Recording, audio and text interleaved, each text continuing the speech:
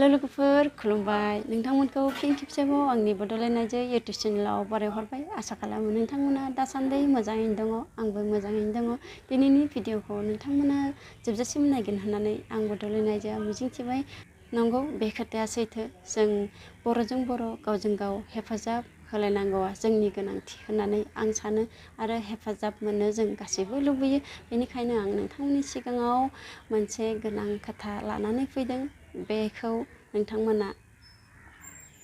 हानायमानि हेफाजाब होबानो जाबाय आंनि जेसेबांखि नायगिरि नोंथांमोन दङ नोंथांमोना गासैबो हेफाजाब होलायबानो जाबाय बेनो जाहैबाय JMR ग्रुप प्रडाक्शन बिथांमोना शर्ट मुभि बानायो बिथांमोनाबो दा सापर्ट मोननो लुबैदों आंखौ खावलायनायलाय आं दिनै बे भिडिअखौ लानानै फैबाय दा बिथांमोननि शर्ट मुभि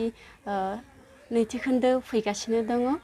नोंनिसो गोरोन्थि नोंथांमोना नेनानै थाबानो जाबाय आं बड'लेण्ड आइजव आसा खालामबाय जे आंनि जेसेबांखि नायगिरिफोर दङ गासैबो हेफाजाब खालामगोनखौ आं मिजिंथिबाय गोजोन्थों जय बर' हारि नों गुबुन राहा लानो हायोबा आं मानो हाया आंबो लागोन